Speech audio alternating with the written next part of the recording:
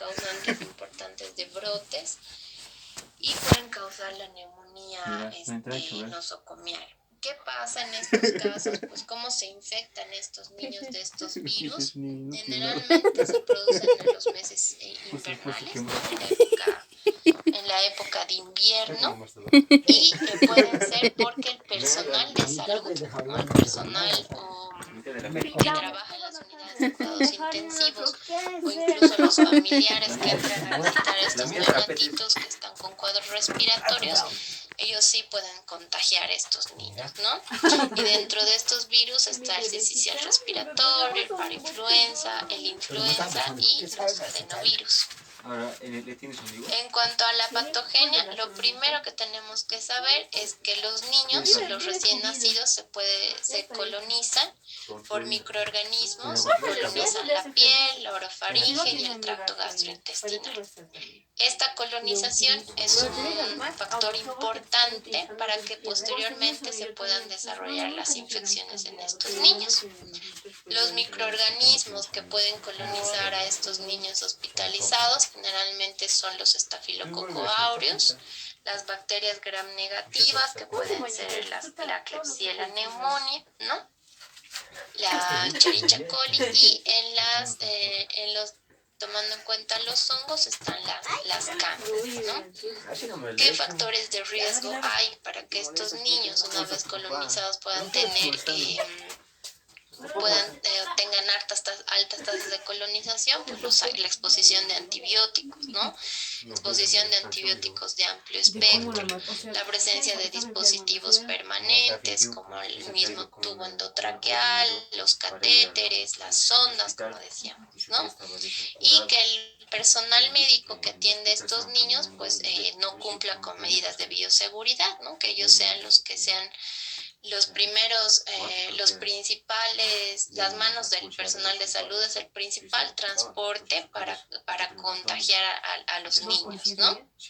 Una vez que hay esta colonización, pues pueden acceder al torrente sanguíneo a través de la piel dañada, y donde tenemos alteraciones de estas barreras a nivel de los catéteres, de las sondas y de las vías, ¿no?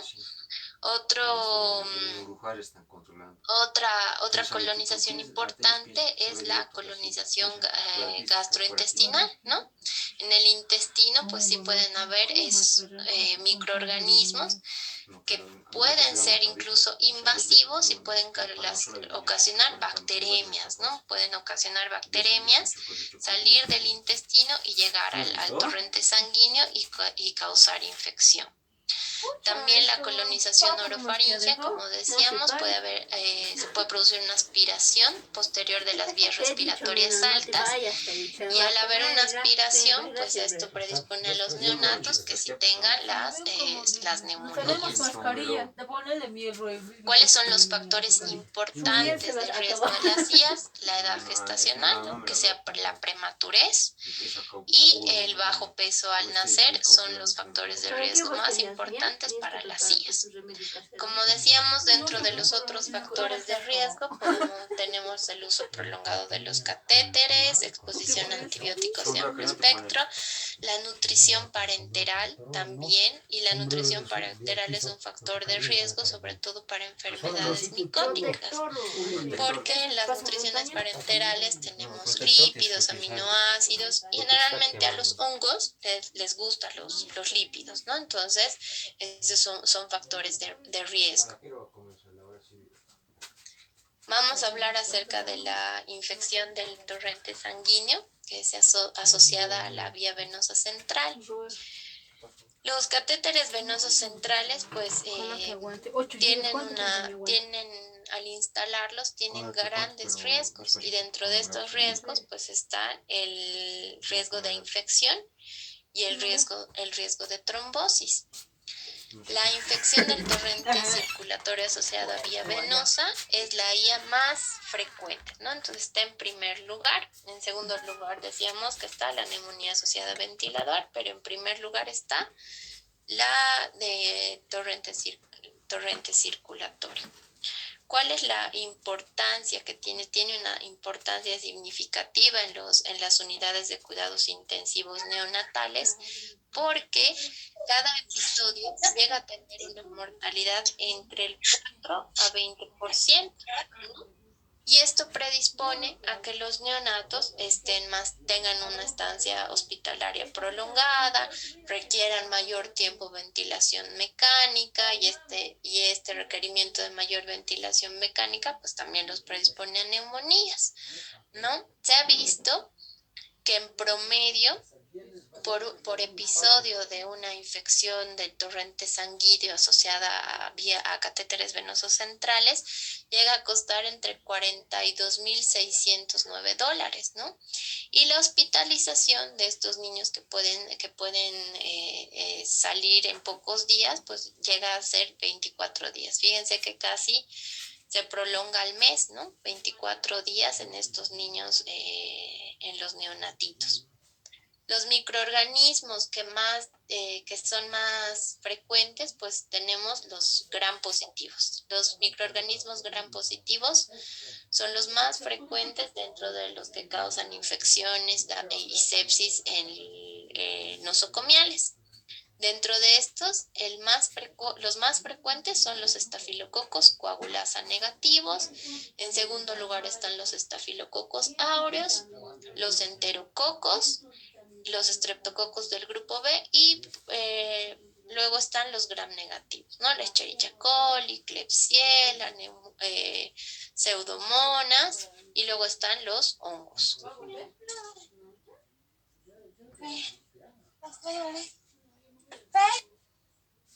Como decíamos, los estafilococos coagulasa negativos son la causa habitual de estas infecciones de torrente sanguíneo, ¿no?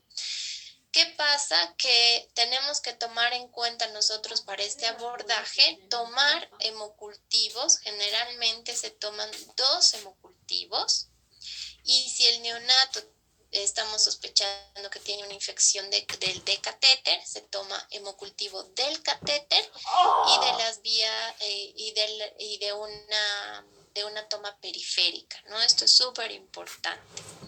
Ahora, si digamos tenemos un hemocultivo con un estafilococo coagulasa negativo, se considera cuestionable, ¿no? Porque puede considerarse una contaminación. Pero si en este neonato con datos de sepsis tenemos 2 hemocultivos con los aislamientos de estafilococos coagulasa negativo, con estos 2 aislamientos pues ya tenemos, es más creíble el diagnóstico, ¿no? Entonces siempre es importante tener un segundo hemocultivo incluso para iniciar el tratamiento.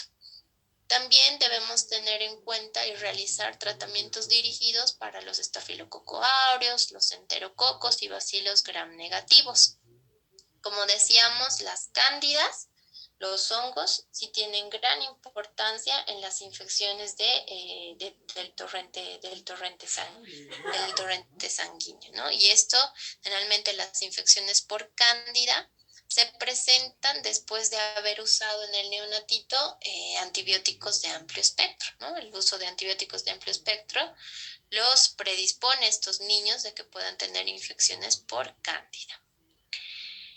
En cuanto a la neumonía asociada a la asistencia sanitaria, está como título que tienen, y es la neumonía asociada a ventilador. Es la segunda IA más frecuente, ¿no? En las unidades de neonatología. Las tasas pueden ser variables entre 0.2 a 1.6 por 1000 días de ventilador. ¿Cómo nosotros llegamos al diagnóstico de una neumonía asociada a ventilador? Pues para llegar, el diagnóstico es difícil, ¿no? Sobre todo en los neonatos, a diferencia de los adultos, el diagnóstico es difícil, pero tiene que incluir criterios clínicos, criterios radiográficos y criterios de laboratorio. Es así que la definición de una neumonía asociada a ventilador es aquella que requiere al menos 48 horas de ventilación mecánica aunada a la presencia de infiltrados radiográficos nuevos y persistentes que antes el paciente no tenía, ¿no? Antes de que el paciente lo intube, no habían estos nuevos infiltrados, es la presencia de nuevos infiltrados, ¿no? En los neonatos menores de 1 año, ¿no? ¿Qué debemos tomar en cuenta? Los siguientes datos. Que tenga una inestabilidad térmica, puede ser fiebre o puede tener una hipotermia sin que haya otra causa conocida, la presencia de leucopenia con leucocitos menor de 4.000, que haya cambio en las características del esputo o de las secreciones respiratorias a través del tubo, o si el neonato no está intubado, pues que tenga la presencia de nuevas secreciones. También toma en cuenta la apnea, taquipnea, aleteo nasal y quejido, que son datos de dificultad respiratoria. En la auscultación, pues podemos tener nuevas sibilancias, nuevos estertores, nuevos roncos o accesos de tos que antes el paciente no tenía. También puede haber bradicardia menor a 100 latidos por minuto o taquicardia, ¿no?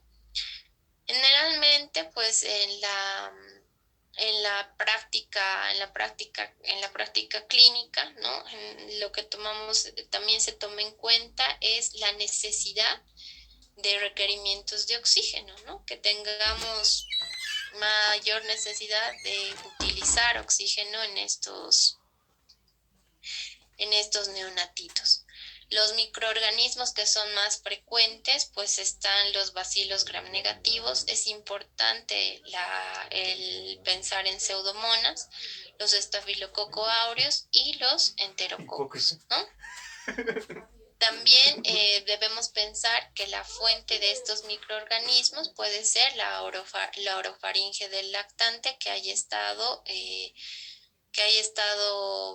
utilizando sondas de aspiración que no las estén cambiando, ¿no? Generalmente las terapias intensivas deben utilizar las sondas de aspiración nuevas, ¿no? Tienen que ser estériles en cada aspirado para evitar esta infección.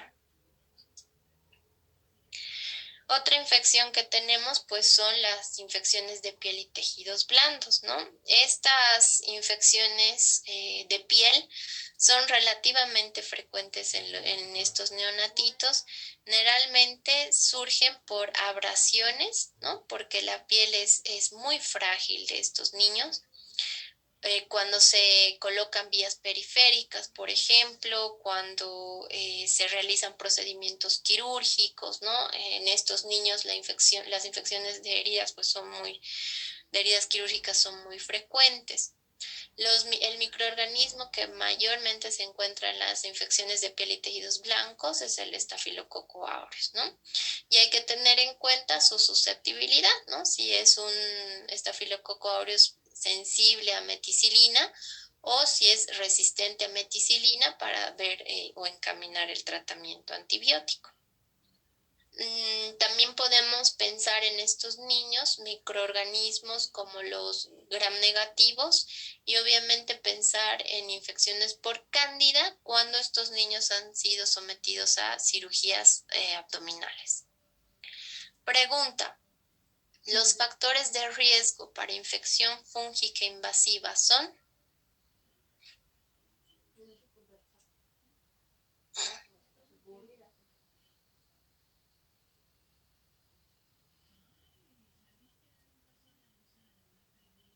Bien, bien. Todos, ¿no? O sea, la edad gestacional y el peso al nacer, ¿no? Niños que sean prematuros, niños que tengan bajo peso, exposición a más de 2 antibióticos, uso de bloqueantes H2, nutrición parenteral, como decíamos, son factores de riesgo para que tengan nuestros neonatitos infecciones fúngicas invasivas, ¿no? Esta es la parte que dice de su libro, la edad gestacional, los factores de riesgo incluyen exposición a 2 antibióticos, uso de bloqueantes H2, la nutrición parenteral, lo que decíamos, ¿no? Si sobre todo tiene lípidos, a los hongos les encantan los lípidos, y una cirugía digestiva también los predispone. En cuanto a las infecciones micóticas, pues hasta el 3% de los neonatos con muy bajo peso al nacer y el 20% de los neonatos con extremadamente bajo peso al nacer van a tener o van a desarrollar una infección micótica invasiva, ¿no? La incidencia acumulada es de 1.4 de todos los neonatitos que van a entrar a UCI. Generalmente los niños se van a colonizar por los hongos después de la primera semana de hospitalización y vamos a ver que más del 60% de los neonatos de un mes en la UCI. El hongo más frecuente que va a causar colonización e infecciones en estos niños es la Candida albicans, pero no debemos olvidarnos de la Candida parapsilosis y la Candida glabrata, que también son prevalentes en algunas unidades en algunas unidades de cuidados intensivos neonatales.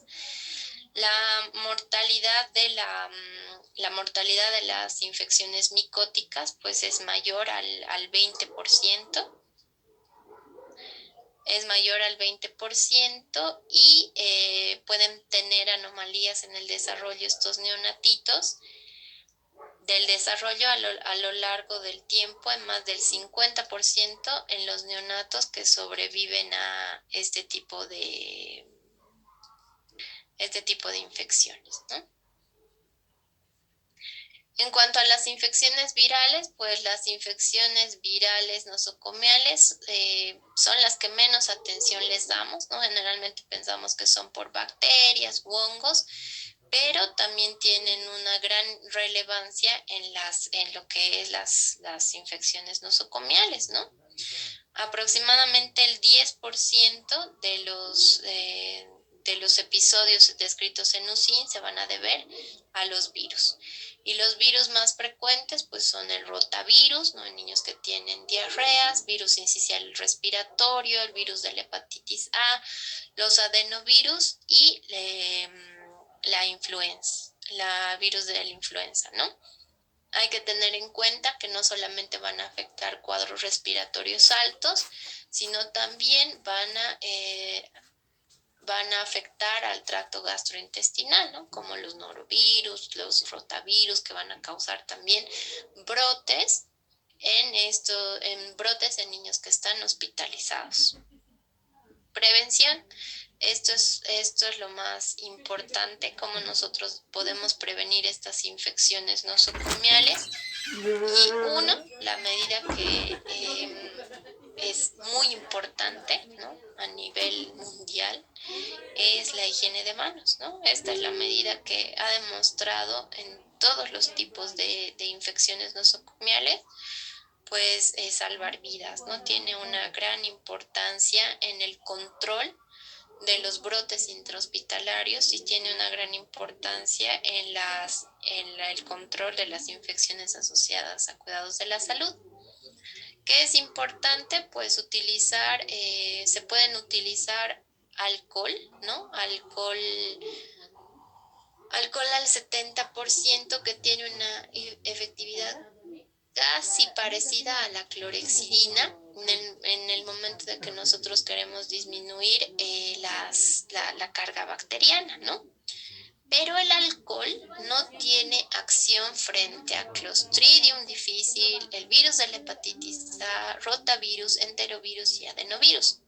En estos virus, Clostridium, hepatitis A, rotavirus, enterovirus y adenovirus, es importante, fundamental, lavarse el agua con agua y jabón, ¿no?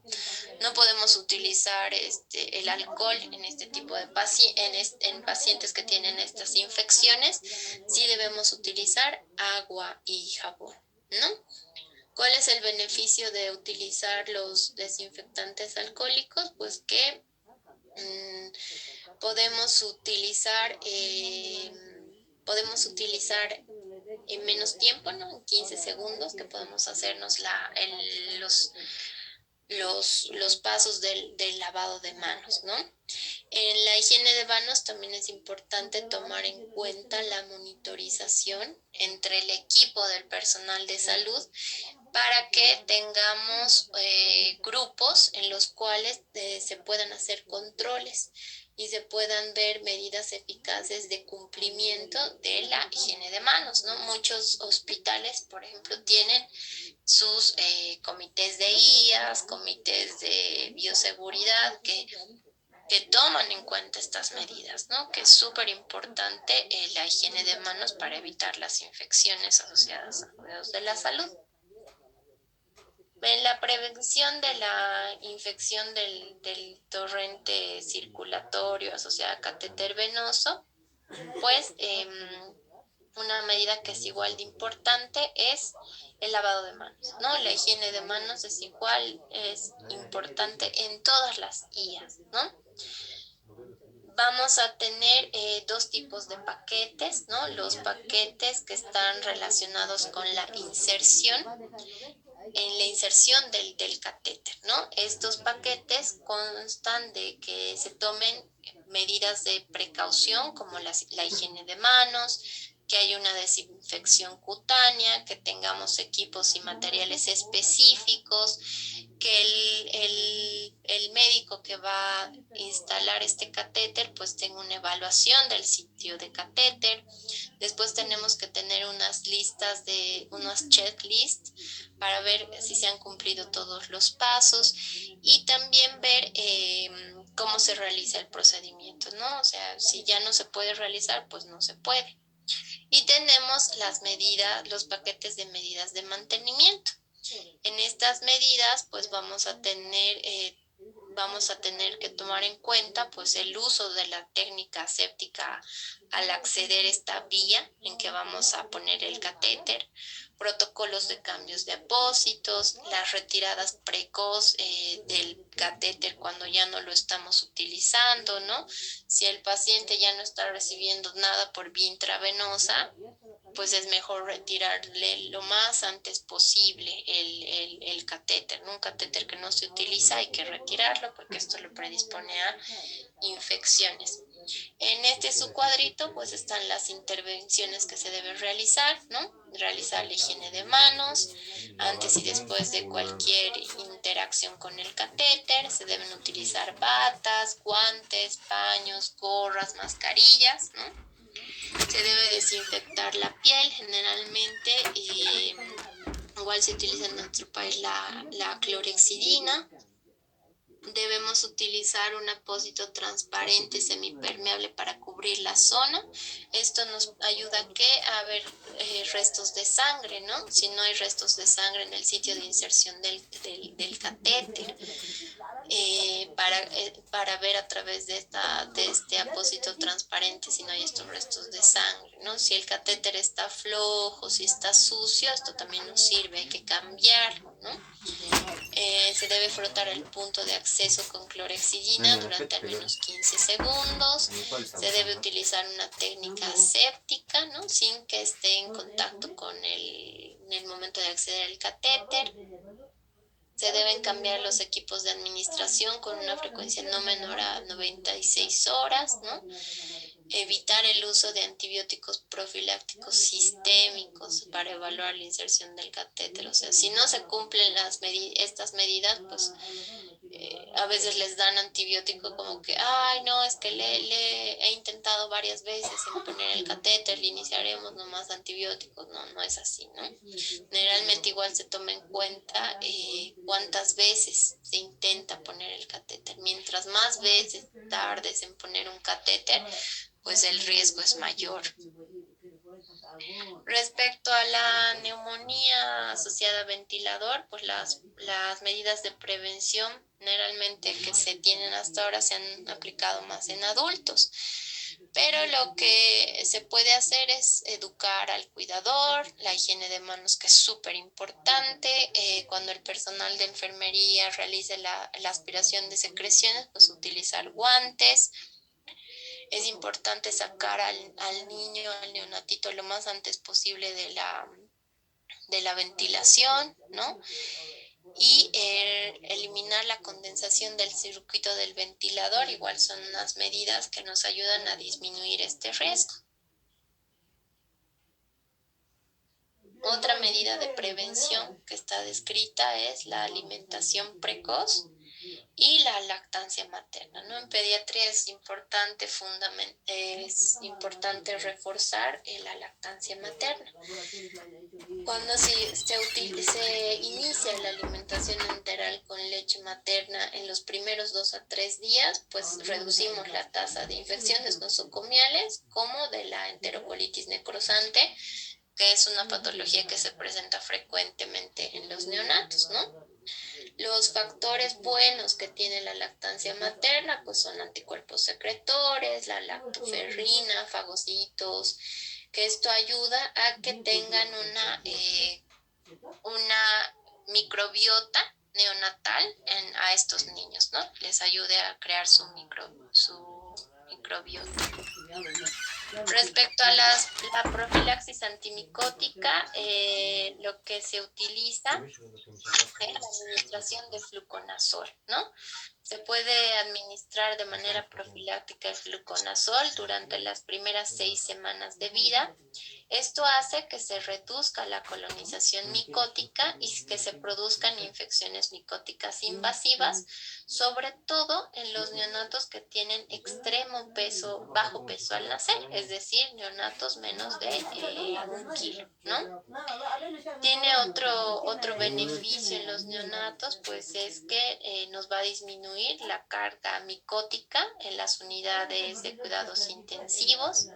En varios estudios, según lo que tenemos en su texto, es pues que en aproximadamente 14 estudios han visto que la profilaxis antimicótica pues disminuye la colonización de orina, tracto gastrointestinal, piel, ¿no? Y lo más importante es que no va a haber el riesgo de que se cree resistencia y evitando también efectos adversos, ¿no?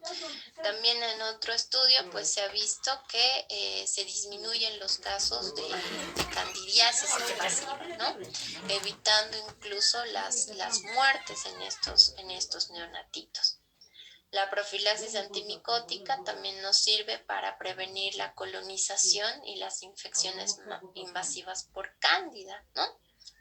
Y que se ha visto que no hay reacciones adversas con este antimicótico. Otra de la prevención está la descolonización nasal.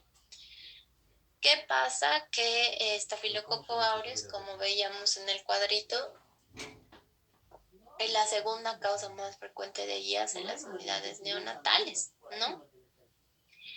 Y estos neonatos pues se pueden colonizar, ¿no? Con el Staphylococcus aureus, ya sea un Staphylococcus aureus meticilino sensible o un Staphylococcus aureus meticilino resistente. Varios estudios pues han visto que esta transmisión del Staphylococcus aureus en las unidades de USIN se ha visto que se colonizan a nivel nasal estos neonatitos, y esta colonización los lleva a que posteriormente tengan una infección invasiva, ¿no? Después de la colonización tengan una infección invasiva. ¿Cuáles son las medidas que se utilizan para la descolonización nasal de estos neonatos? Pues es tener precauciones de contacto, ¿no? Esto nos ayuda a que evitemos evitemos que los neonatos se lleguen a colonizar e infectar. Debemos evitar el agrupamiento, ¿no? Y tener a los neonatitos generalmente aislados. Y otra medida que se utiliza es la descolonización con mupirocina, ¿no? Generalmente la mupirocina se utiliza de manera intranasal, ¿no? Se utiliza de manera tópica para realizar la descolonización del estafilococo aureus en los neonatitos. Vamos a pasar a las preguntas. Esta es: ¿alrededor de qué porcentaje de los pacientes de UCIN desarrollan una infección nosocomial durante su hospitalización?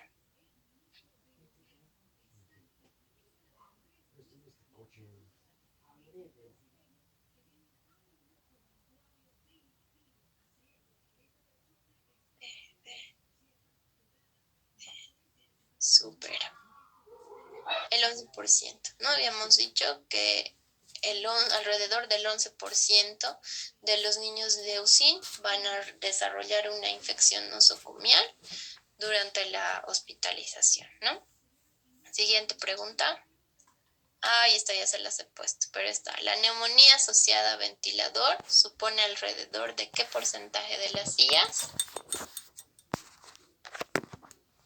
Es la A, ¿no? El 25% habíamos dicho. Siguiente. Los microorganismos habituales causantes